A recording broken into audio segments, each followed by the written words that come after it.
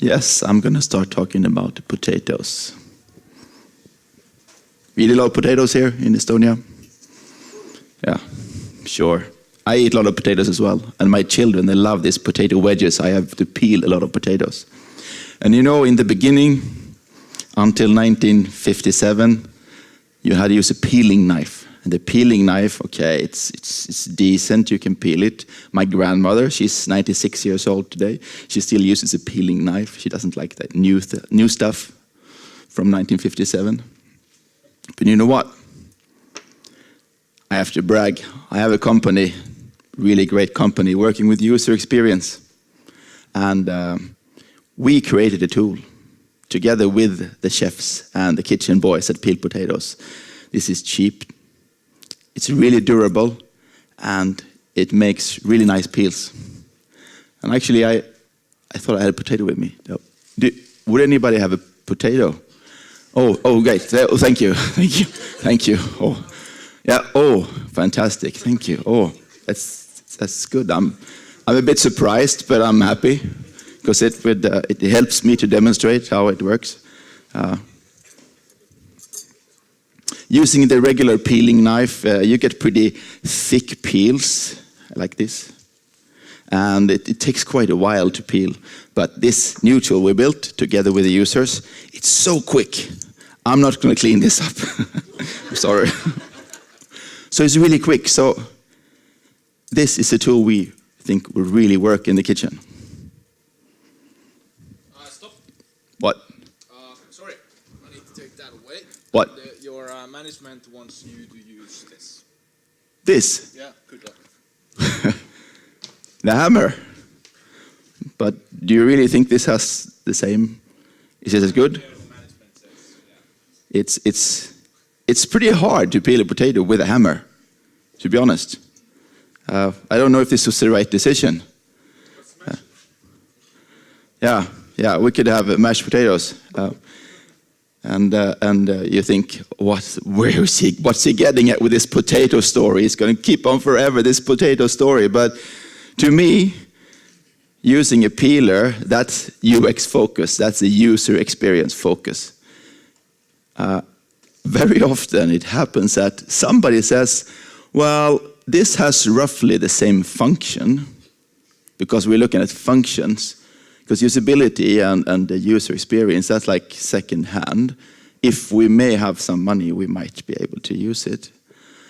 And you think, well, this is stupid. Who would ever think about using a hammer for this? And actually, the Swedish police had a system built for them to register offenses. And they built it together with the policemen. And the goal was to reduce the administrative time. And they succeeded very well. They were well on the way. Then suddenly in came Siebel. Somebody in organization pretty high up managed to buy like 200 licenses from Siebel. And the plan was to put everything on that platform instead. And what happened was that they failed to put any other systems on that. And they said, well, we have this new one. Let's try that one. We failed everybody else. All other systems failed, but let's try it. And all the usability consultants and all the architects in the project said, well, we're not really sure you're going to make this new system as usable as the first one. And they said, you're right. That's a problem. We'll fix it. We'll just take away the requirement on usability. We'll settle for function. So they did. They settled for function. And what happens was that the Swedish police force got their hands tied behind their back. And after 1 year and 300 million crowns lost, that's like 30 million euros lost in IT, they scrapped the system and went back to the old one again. So now they're back with their knife. And the police have their own little paper called the blue light. And they estimated a loss for 1 billion euros was the loss of manpower because of this system that had the same functionality but was utterly unusable. This, I don't expect you to read this, but this is a test they did on potato peelers.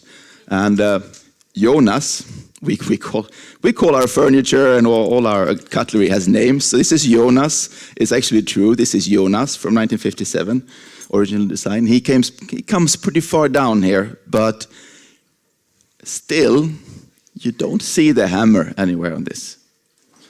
This is the problem we have, I think, in IT. One of our problems. We give our users hammers to solve problems that need a peeler, and then we say, be happy. And we wonder why they're not happy. Any of you read the Chaos Report? It's a Standish group in America. They have a survey each year. They survey around 25,000 different projects of different sizes and try to find out how many succeeded and how many failed and how many are questionable. And well, the 20 years they've done it, it's gone up a bit. The agile projects are more successful. The waterfall ones are less successful. But still, we have a lot of projects that fail. A lot of them. A lot of money is wasted. If you look at the root causes for this, they have also been the same for 20 years. And number one, same thing is as the success factor is a root cause for failure, is the user involvement. So what has happened now? For 20 years we've been making the same mistakes, and we know the problem. And we still keep on doing exact same mistakes over and over again, which is quite interesting.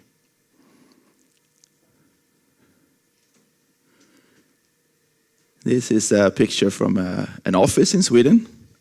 Do you notice the nice pillows on the wall up here? Can you guess what they're for? They're for people getting so frustrated with their new system, they stand in the wall like, not again. And this is not a joke. This is actually a picture from a real office. And we laugh at it, but it's pretty sad. Can you imagine being on that team, working for years with this system, and then you say, did you like our system? Well, these are our pillows. And actually, about 10 years ago, the Passport organization got a new system, and they created breakdown rooms so people could go and cry because the clients were so unhappy with them. So it's pretty scary. So it seems like we were not fixing the root causes. We're still doing the same things over and over again. And we try to work it over with a rational unified process that was going to solve everything. It got us a lot of documentation. I know that. They had a part called business mapping and business use cases, but, well, we never really got around to doing that. So we just started designing and building right away. And Agile is on the right way, but still we're not talking with the users that much. This is a guy from Sweden. He wrote a whole book about this. He has collected stories. It's unfortunately not in English, but read all these examples. It's pretty incredible how much money we lose and how much money companies lose by creating systems that do not work. So is there a cure? Yes. I'm going to tell you my point in how we can make this work better. Number one is to start with why. You might have seen a talk by Simon Sinek. He's written a book also about what makes companies and products successful, and it's a very strong sense of why you're doing something in the company. You don't need to read the book, actually. You can see his 20-minute talk. It's the same thing. What I do when I go out to the client, the first thing I do is to have workshops with the different people on the client side, because they rarely have the exact same view of what we're going to build and what effects we're going to have. So number one is to try to get consensus of what impacts do we actually want with this system. Can you imagine the police system? Their first goal was to reduce the administrative time. And then it decided to take away usability. It was not really aligned with those goals.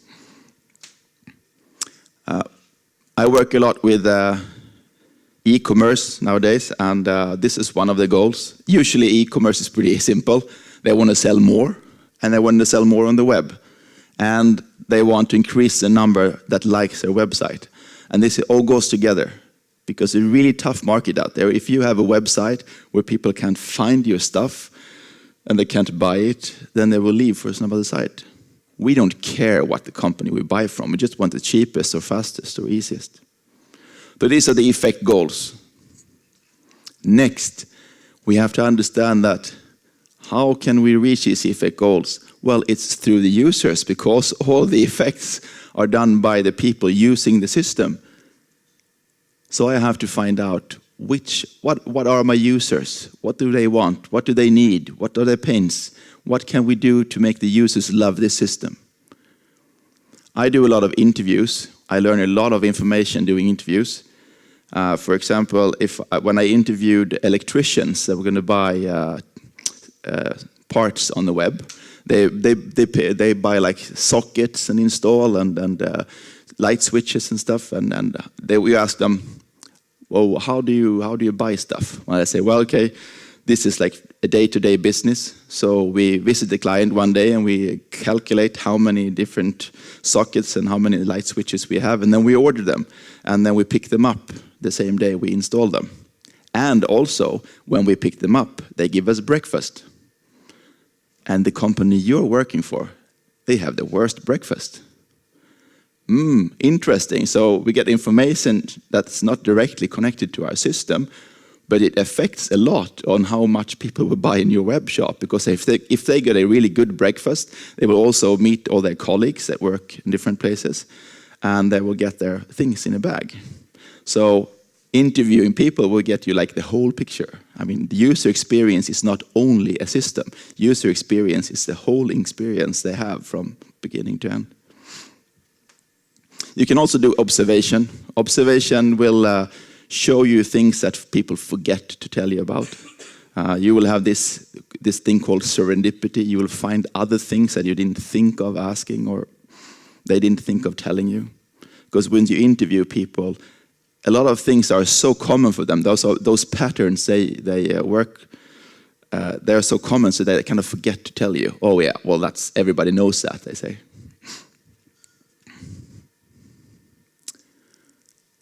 I stole this picture from an organization in the States that work against violence against women. And the idea of getting empathy is that really try to find out how is it to walk a mile in her shoes for real. Not just trying to collect requirements, but really building empathy. That means that when we interview, we have to find out who. Who is not only the users. I mean, I interviewed 7 or 8 electricians, and some have small companies, and some have big companies, etc. Different habits, different ages. So we have to find out who is our customer. Who is our user? What do they do? Do they look for stuff? For example, since my electricians, they buy repeat orders.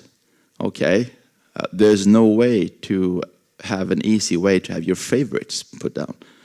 Because electricians, if they work as an electrician, they buy electrical appliances the way we buy food. So each week they want like 5 liters of milk, butter, etc. And they want to have favorites, their top favorites. They buy these things over and over again. That's really interesting findings. And like Alan said yesterday, he talked about the why. You have to ask why the whole time when you interview them. You say, well, we copy orders. Why do you copy orders? Well, we want the same stuff again. Do you want the exact same stuff again? No, not really exact. So why do you copy them? Well, there's no other way. Okay. So it's really interesting. That's like really getting empathy instead of just saying, oh, they said we copy orders. Write down, user story, must be able to copy orders. Well, that's not the effect they want. They want to be able to buy the same stuff over and over again in a very easy way. That is the real need they have. Okay, and when and where is really interesting, and how do they do? Where is really interesting. I've been working on an app project recently, and they were talking about let's have an iOS app first. And this iOS app we can use when we want to order a service from a drill that's in a mine deep down in the earth. And I think, okay, deep down in the earth, a mine. So I went down to the internet, which has everything, and I looked at Adventures of a Miner. I say, oh, you earn so much money. I say, but you're going to spend a lot of time where no other people are, because the mines are where no other people are, except for Kiruna in Sweden, where the mine is below the city. But otherwise, you have a mine. It might be 30 degrees cold. It might be 30 degrees hot. In some mines, they bring down ice in the mine and have big fans blowing on the ice. They bring down the temperature from 40 degrees to 30 because it's too hot to work. And then it might be 10 inches of water. Why am I using inches? I don't know. Centimeters, sorry. And it's dirty. And I was thinking, yeah, right, that's where I would bring my personal iPhone down in that climate. Because we all know that in Sweden, iPhones work at any temperature, right? As long as it's between like 5 and 25 degrees, they work fine. So where is really interesting as well. So I try to get all this knowledge, attitude, devices. Most important of all, what do they need to know, and in what order should they know this information? What do you want them to do? And for example, what's their mood? Are they happy? Are they excited? Are they stressed, etc.? If they're stressed in a situation when you want to, like for example, checking out from the hotel in the morning, if you're a business traveler, everybody else checks out. So you're stressed, you want to make it quick. So rapid checkout, fantastic. Exactly the same thing, but think about this when you create systems as well. Oh. I did this in a last conference. I had my glass and I poured water and it went all over the floor, and the conference organizers weren't that happy, so I settled for a photo this time. This is a story from a university professor coming to visit an old Zen master. And he said, please, master, tell me about Zen. And he says, okay, do you want a cup of coffee or a cup of tea? Of course, it's Japan. So he kept pouring and pouring, and it was flowing out. And he said, well, what are you doing? And he says, of course, like this cup, you're full of your own opinions and assumptions. That's our biggest problem in IT. We believe that we know better than the users themselves what works. It's really interesting. I've heard this over and over again. Okay, this is a sketch I do a lot in the beginning of a project to frame the problem, just to stand together with the developers and the architects and the users to sketch out what it's about and what do we want to do. It could look like this.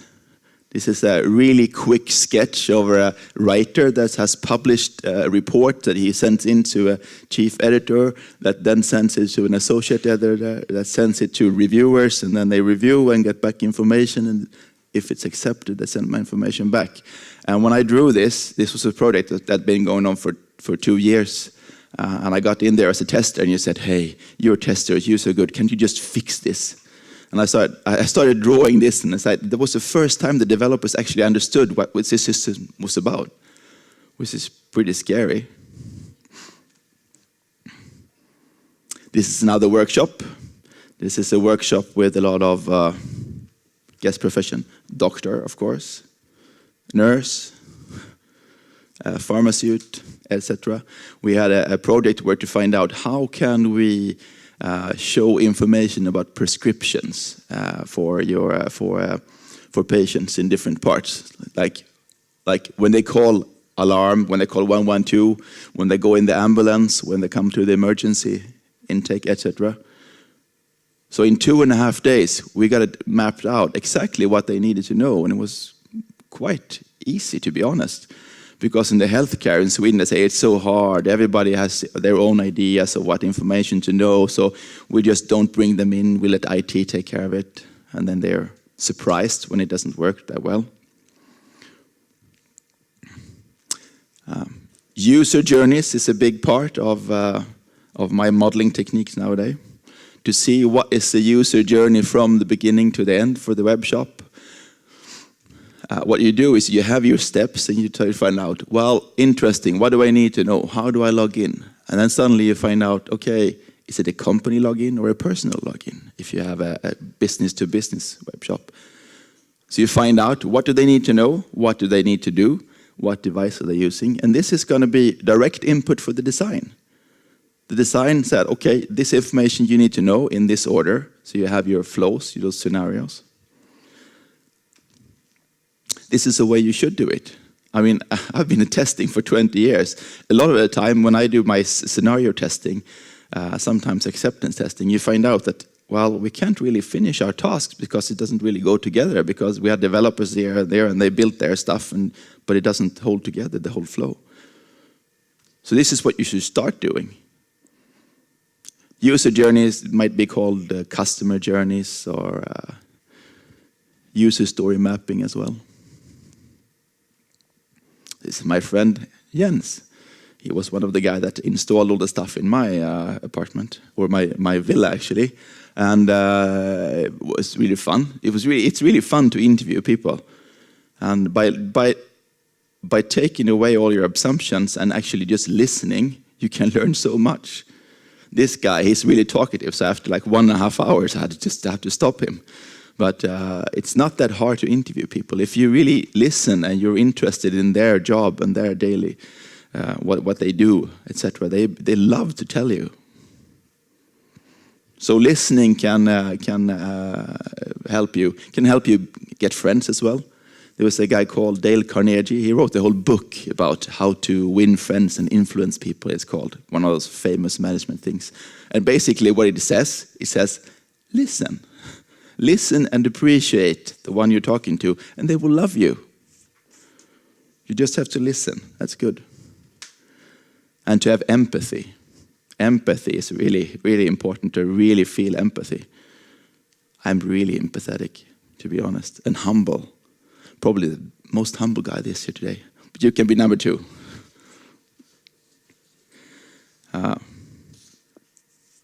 So this is the a persona description. We use personas, we have our story, but we need personas to have different variations because different people have a bit different needs and a bit different daily work. Like for example, they have this company that sells electronic equipment. They have Friday specials. So why don't you buy 100 light sockets? And what the guy that's on his own says, he says, well, that'd be good because I use these sockets, they're really good. But with a company that's a bit bigger say that, well, that means that we would have to buy them, we would have to store them somewhere. And then when our people are going to buy stuff, they're going to have to remember that they buy some stuff in the store and some stuff at the office, and they have to pick things up at 2 places, and they don't serve breakfast at the office. And then when we bill the client, we have to remember to bill them for that extra stuff. So they say, we don't do that. So what works for somebody does not work at all for somebody else. That's why we have personas, to see like we have a breadth as well. Okay. Now we can start writing our user stories because now we know the effects and we know the people and their needs. Now we can start writing user stories about what do we actually need. It's not just like a function. It's something you need to be able to buy this in a good way that fits you. And we talk a lot about scope creep, but what we're actually doing, we're learning more and more because we cannot possibly know everything from the start. We know the least in the start. And then somebody says, well, as input to this project, we have to have a complete and correct requirement specification.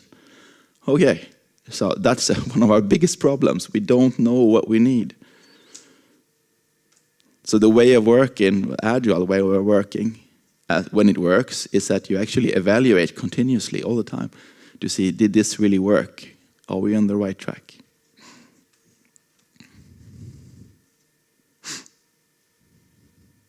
This is a method I use a lot as well, creating a user story map. what I say is that, okay, in my conceptual journey, that full journey for the whole system, we have these different steps, and for each step we have this specific user story. This was a system for keeping track of the knowledge of your workers. So we decided that, well, signing up and stuff was not interesting right now because we have only one client, so we can manage that. But we do want to need it to do a setup, and we want to enter the employees, and we want them to keep it updated, and we want to be able to see some graphs and curves, what's happening. So these are the user stories that we build in our first sprint, and these are the ones we build in the next one. So everything is very visually easy to understand why we're doing things and in what order. So if you have a developer who says, well, hey, it's this really cool function, uploading photos, I want to do that. And down here you can say, well, I understand you want to do that, and you will do that, but not now. Because now the whole team is focused on this delivery. So I really like this. The best book I read is Jeff Patton's User Storytelling.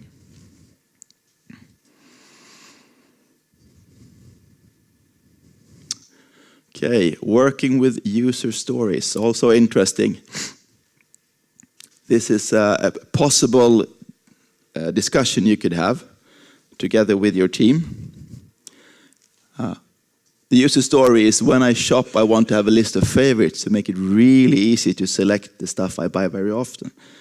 And then you have the business says that, well, right now, all users at a company, they use the same login. And the user might say, well, actually, we're not buying exactly the same thing, so we'd like to have a personal user and a personal favorite list. And the user might say, well, the number of products, we usually like 10 or 20, we buy all the time. Otherwise, stuff we buy more seldom. Okay. Tester would say, of course, when should we create this list? Is this when you have created your order, or is it when you just select your product, or is it old orders as well, etc.? And the UX person would say, well, it would be great to have it for like the shopping cart and the complete orders, etc., etc. And the tech will say, hey, it's easy to create like a little star next to each product, wherever you are. That's really easy. So this is like the main point. You work all together with creating a good solution, not just some design guy that invented a solution that will not work, or a business user, a business person telling you how to do it and they don't understand the user. So you're all in this together. These types of meetings we call them the Triads. The Triads meaning that you have all three. You have business, and you have usability, and you have technical in same meeting. Use it in Scrum a lot. They call it the three amigos, or the Triads. It works really well. Okay. So when you have things that are desirable, which means business, they are feasibly, technically great, and they're usable, then you'll get this sweet spot in the middle.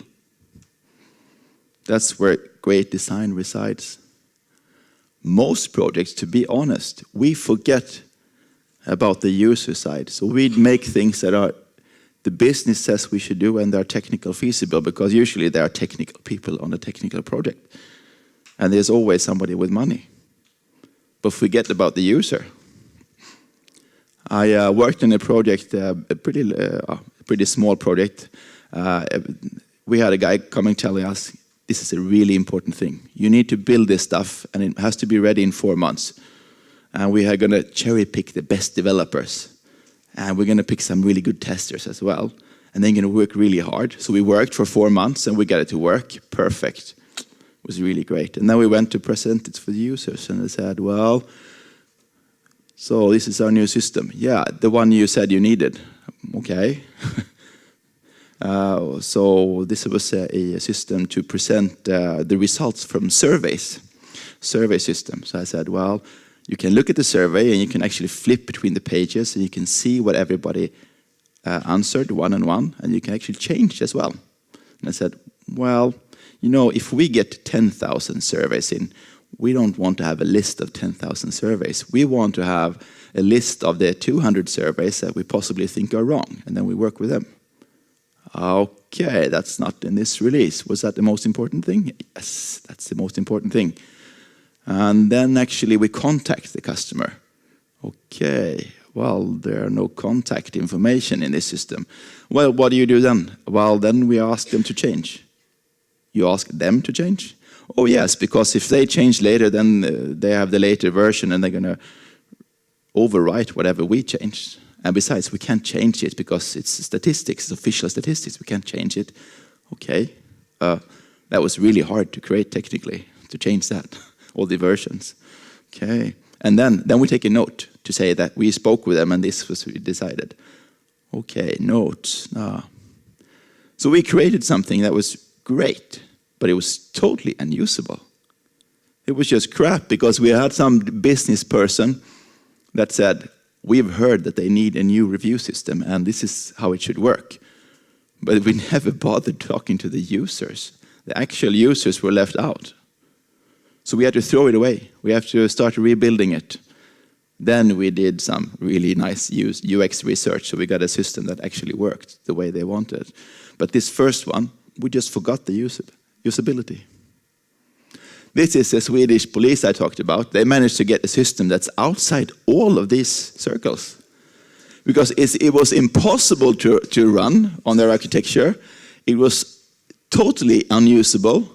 And actually, if you look at the effects, what the effects was that they wanted to reduce the time the police are in front of the computer and get them outside instead. It's just like you tell your children at home, go outside, go outside. So actually the missed effects, I mean, very few projects managed to miss all of them. That's quite impressive. Somebody would say that this is like a criminally bad project. It really is. It's really, really bad. There's lots of stuff written in the Swedish papers about this. And I have some pretty close friends that were working there and I said it was just really weird. You have plenty of models to select from. Your different manual sketches, your journeys and your site maps, etc. So, I mean, you're test designers, so you use models already. Really important thing about models is that use models that other people can understand. Because one of the most important things with UX is that it's not important that I understand, it's important that the team understands and we actually have the same goal. Oh, now let's get into design. What is design? Some people think that design is just like the paint, the lipstick on the pig, it's like the frosting on the cake. Well, actually, you have information design, which is extremely important. Information design means that you have to show the right information at the right time for the user, and you have to make sure that they can enter the right information at the right time. And interaction design is moving around your application. Does the user understand where information and where functions are? And the graphical design is looking nice as well. Yes, but you have different types of information. Also, I know that in America, they have different names for people that work with UX. And if you're on the West Coast in the USA, you might be called an information architect. So sometimes if I feel like UX consultants is boring, I could call myself a West Coast information architect. Sounds more fancy, I think. There's a guy, pretty colorful guy, Mike Montero. He's angry and he curses a lot. He says like every 5 years he says fuck, which is kind of interesting. He talks about this like bringing in design in the end. Just like we say, you can't do usability testing in the end because then it's already made. You can't like bring it in. It's like baking a cake and you say, oh, I baked a cake. Please bring a baker in to make it taste good. Like, no, it doesn't work that way.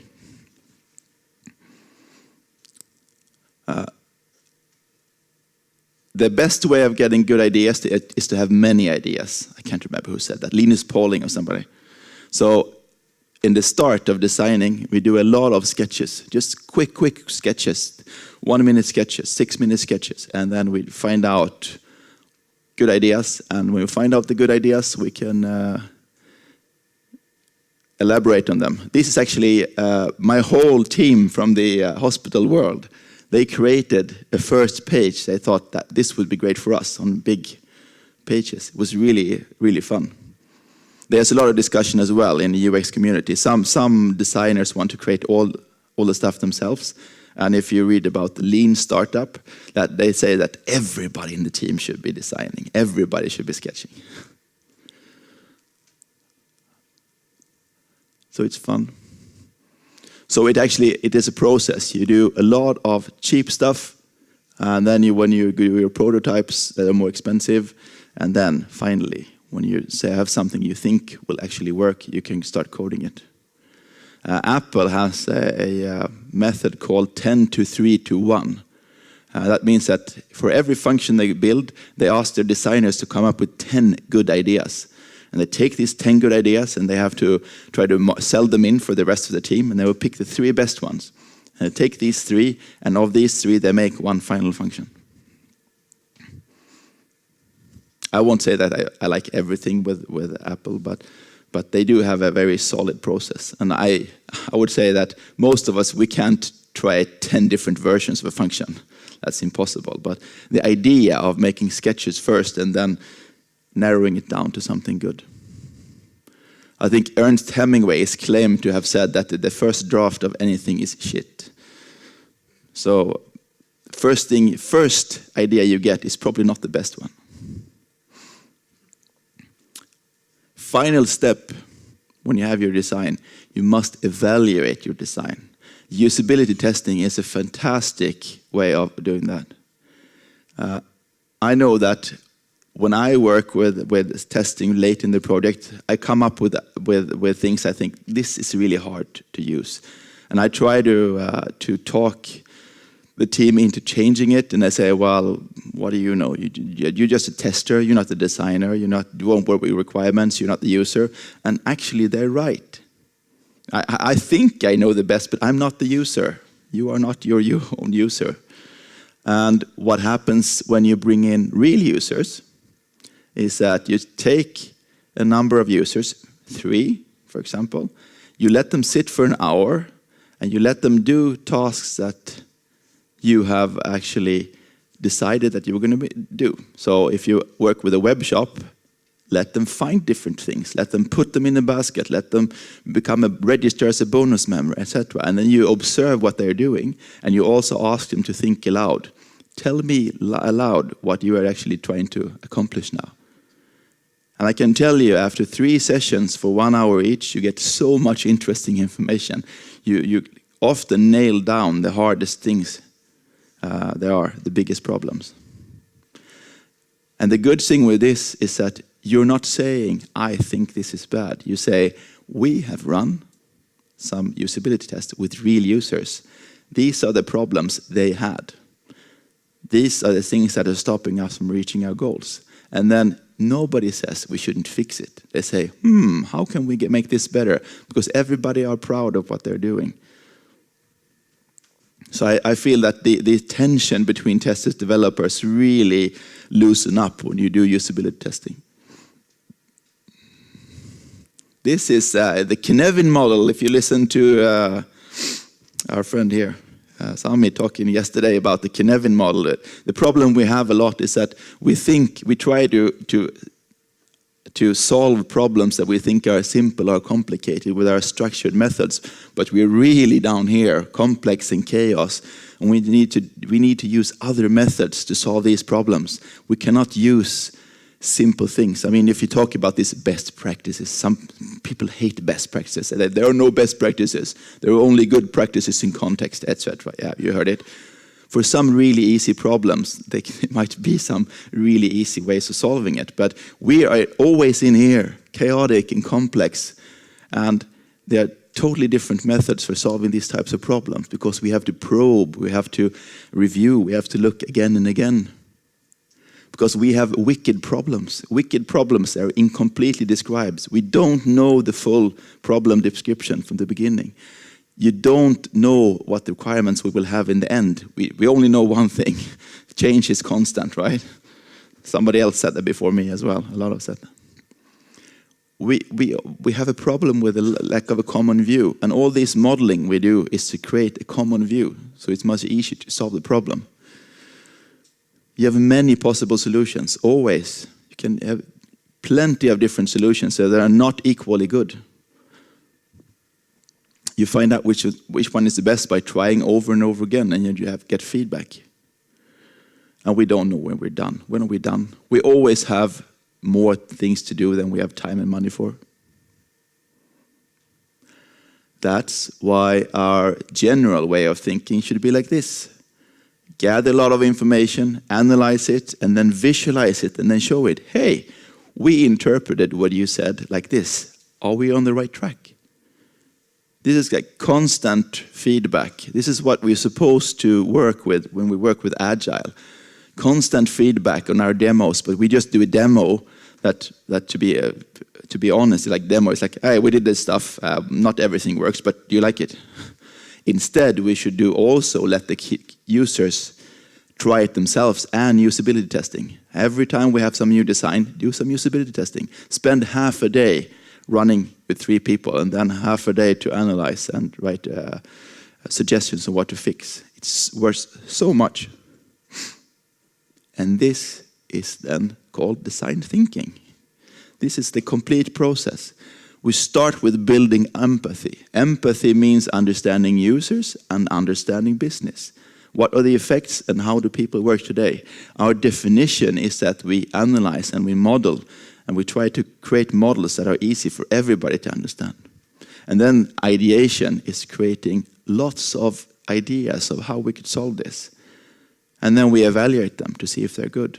And then we have a much greater chance to really reach the product that will work with our users. There are actually university programs in design thinking, if you're interested. To finalize this then, what I think that business miss a lot is that it's very, very lucrative. You earn a lot of money if you have good user experience. If you're a company that sells stuff on the web, everything you do to increase usability will earn you more money. It's that simple. Our users become motivated. They become more effective. It doesn't matter if you have an internal system like the police, well, with the passport or the police administrative system. If you have effective users, you will earn more money. And society, people are actually getting sick because we have such bad systems. I don't want to be a part of building systems that make people sick. That's really sad. And of course, the team. I mean, the whole team are so proud when the customer says, hey, you really made an effort to really understand what we need. And the system we got now, we really like it.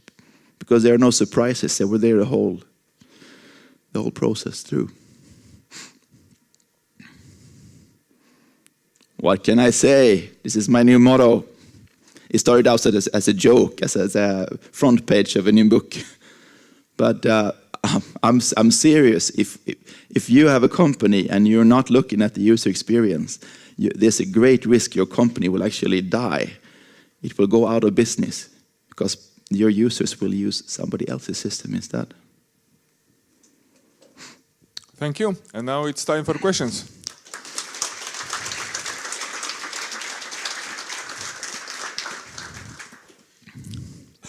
Hi, Toppe. Hi. It's a great presentation. Thanks. How does this apply on disruptive technology? For instance, when Henry Ford brought a car into the market when people wanted faster horses, and Steve Jobs brought the iPhone when people wanted phones with buttons and so on. So how does this, because in those contexts, user is the risk factor. It's really interesting because sometimes we try to build things that people don't know they need yet. And that's like always a chance. But continuously evaluating is extremely important as well.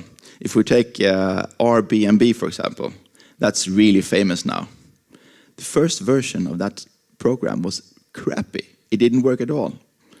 So I said, why are not people not using this? And then they brought in Google Ventures, and Google Ventures, they have their own method. There's a book called Sprint. I have a list of things to drink. The first one there is Sprint.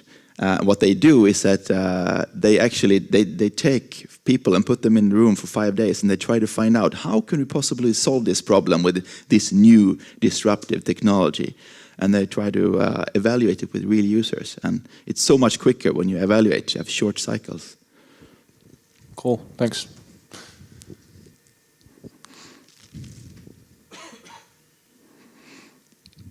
I want to see some hands.